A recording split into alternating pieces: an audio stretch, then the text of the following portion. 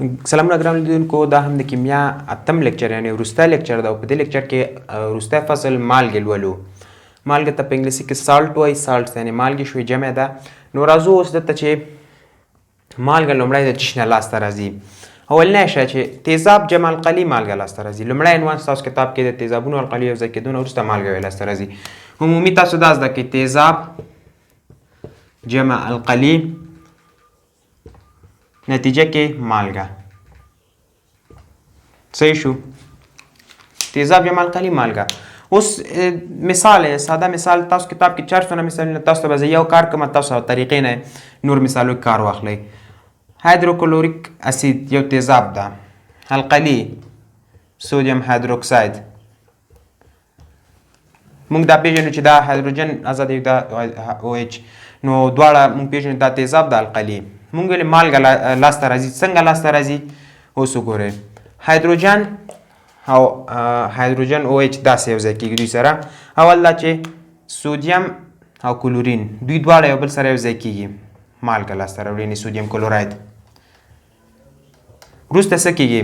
هایدروجن یو دانه دلته ده، یو دانه دلته ده، یعنې یو او یو دوه دانې او یو اوبه، داسې یو ګروپ لاسته راځي HOH. HOH د اوبو یو بل نوع لیکل دي، دا داسې هم لیکلی شو H2O یا HOH یا H2O. نو موږ عمومي زده کوو القلي د تیزاب سره یو ځای کېږي، مالګه لاسته راځي. داسې دی لومړی یو عادي تعامل ده. کولی شئ نورو تعاملونو کې هم تاسو ترې کار واخلئ، لکه داسې هم ویلی شو چې هایدروکلوریک اسید جمع پوتاشیم هایدروکساید لاسته راځي. پوتاشیم د کلورین سره پوتاشیم کلوراید، OH سره راکړي H2O اوبه جوړوي. دلته به یو بل شی موږ هم اضافه کوو، جمع اوبه. ټوله کې اوبه موږ ته لاسته راځي. نو دا اوس تاسو لومړی عنوان مالګه القلي تیزاب القلي او تیزاب مالګه لاسته راځي. اوس بل عنوان دا ده چې مالګه څنګه نوم ایښودنه کېږي. هغه به سره لنډ تشریح کړو ځکه هغه ډېر ساده درس ده. مالګې نوم ایښودنو کې تاسو دوه رقمه لرئ. یو رقم چې دا وایي ایوپک طریقه ده، یو معمولي طریقه ده. ایوپک څه ډول ده او معمولي څه ډول ده؟ ایوپک ډېر ساده ده، هماغه د کوم چې ما په اکسایدونو کې استفاده کړې وه ماسې دلته هم کېږي. خو دلته به تاسو څه کوئ؟ مالګه په نوم ایښودنو کې د فلز نوم واخلئ، فلز نوم پلس د ایون نوم. مونږ وخت ویلې سودیم یو فلز ده، سودیم کلوراید دا یو مالګه ده. اول دانه لومړی شی چې موږ زده کوو سودیم کلوراید د خوړو مالګه ده، موږ دا مالګه ده. اوس د دې نوم ولې سودیم کلوراید ده؟ تاسو دې ته وګورئ. هر ډول مرکب چې مخته راځي اول به د دغه فلز نوم یې خپله واخلئ، د دې کې تغییر مه راولئ، سودیم. بیا به دغه کلورین و موږ د ده ایون د څه نوم یې ورایښی؟ کلوراید. آید چې ټولو سره استفاده کېده، نو سودیم کلوراید دا د مالګو نوم ایښودنه ده. همدا ډول که راشي زنک فاسفیټ، زنک خپل نوم واخیسته، فاسفیټ یې د ایون نوم ده. پوتاشیم کلوراید ته ولې وایي؟ پوتاشیم یې د فلز نوم شو که نه؟ پوتاشیم کلورین ورسره د اضافه کېږي، هغه ته وایي کلوراید، پوتاشیم کلوراید. نوم ایښودنه کې څه کېږي؟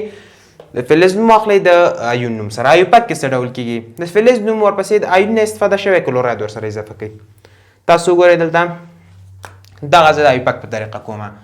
سودیم په قوس کې د کوم ایون نه کوم ولانس نه کار اخیسته، د یو ولانس نه کار اخیسته، ځکه یو دا ورکوي، دا یو واخلي سره یو ځای کړي سودیم کلوراید. سودیم په قوس کې د ولانس په رومي عدد ولیکئ، ورپسې ولیکئ چې کوم کلوراید. دا د ایوپک طریقه شوه.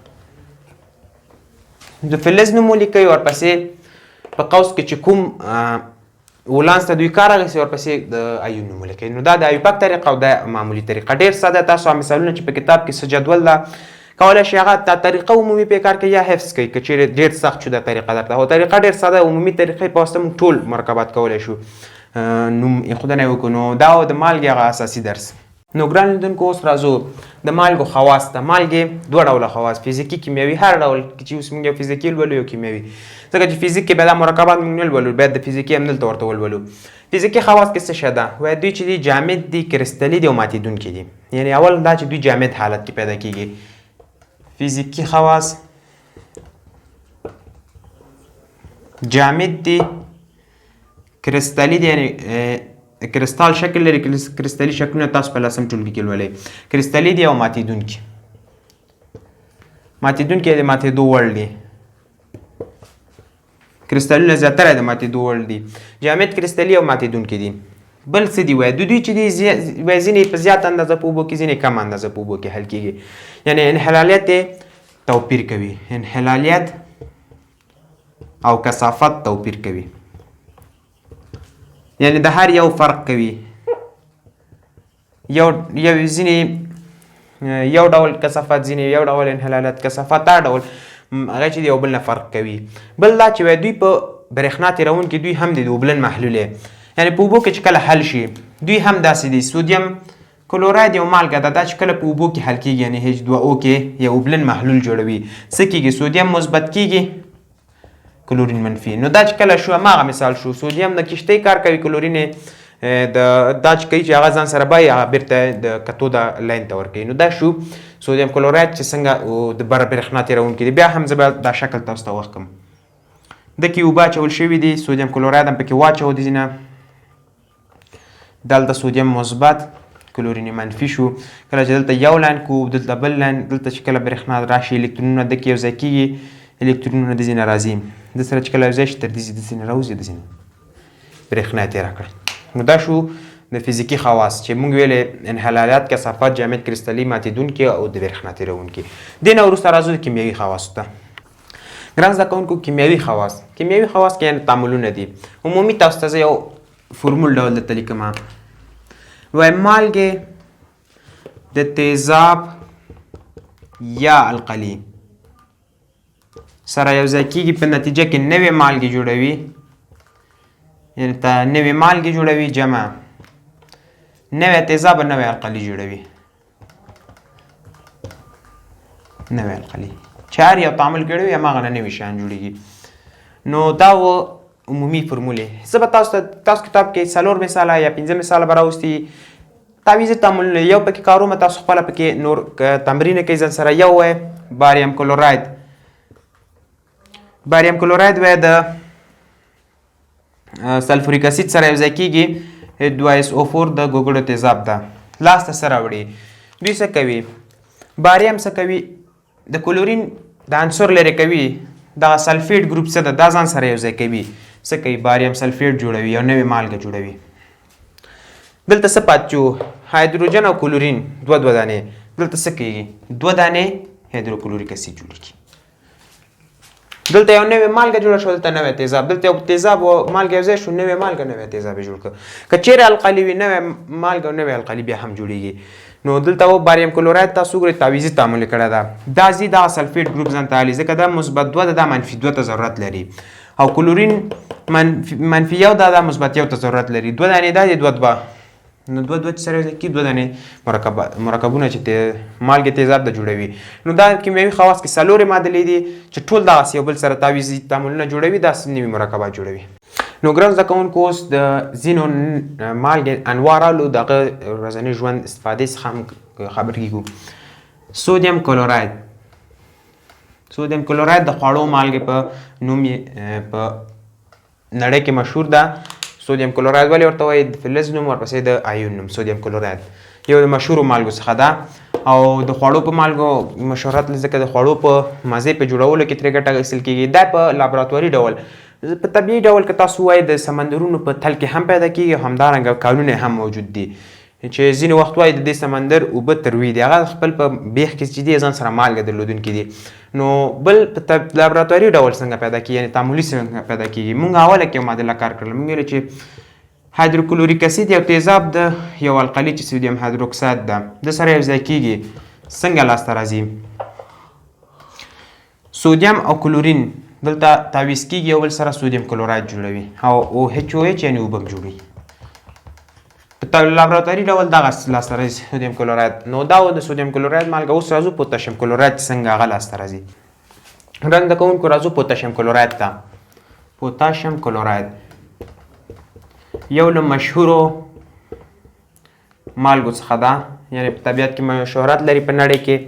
دا چې دا وایي 90% د په سرو کې استفاده کېږي، د سره په حیث استفاده کېږي. 90% د یعنې زیات اهمیت چې دا په زراعت کې لري، یعنې 90% د ده چې دا په طبیعت په زراعت کې استفاده کېږي، نو د سرې په ډول استفاده کېږي. او په طبیعي ډول کې ووایو په سلوینایټ کې هم دا پیدا کېږي، کولی شو 4.15% د جامد ډول په سمندرونو کې پیدا کېږي. سلوینایټ یوه تیږه ده چې دا په تاسو جیولوژي کې په 10م ټولګي کې لولئ. نو دلته یوازې نور پرې پوه شئ چې په سلوینایټ کې او همدارنګه په وینایټ او همدارنګه په سمندرونو په تل کې چې تروبي اوبه لري 4.15% د هم موجود ده.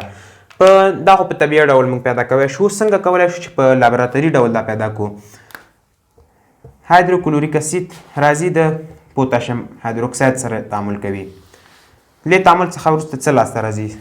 کلورین او پوتاشیم یو ځای کېږي، پوتاشیم کلوراید. دغه مالګه چې موږ اوس پرې غږیږو او ورپسې HOH یو اوبه جوړوي، HOH یا H2O. نو دا شو د پوتاشیم کلوراید لاسته راوړل لابراتوري ډول او په طبیعي ډول هم موږ ولوست. ګران زده کوونکو آخري عنوان ته راځو چې آخري مالګه ده سودیم نایتریټ. ولې ورته وایي؟ ځکه دا موږ نوم ایښودنه لوستلې ده، فلز نوم ورپسې د نایتریټ یعنې د آیون نوم سودیم نایتریټ.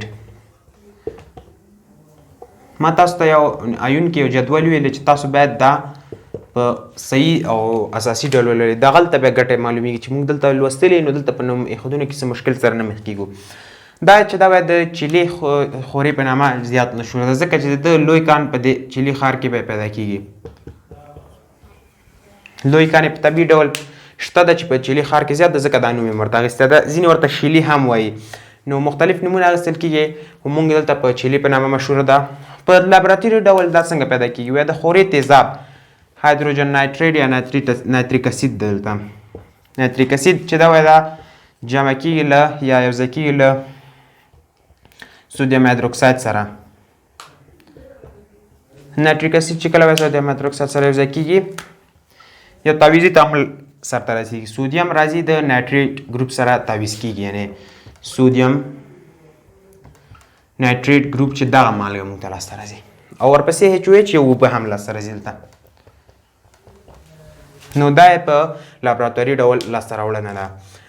نو دا چې دا په اور لګونه کې استفاده کېږي او دا د لیکچر پای و او دا د کیمیا اتم ټولګي پای هم و. د دې لیکچر یا هم په ټول کیمیا کې مشکل سره تاسو مخ کېږئ، ما ته کمنټ کې راته ولیکئ او د ویډیوګانو لایک در سره مه هېروئ.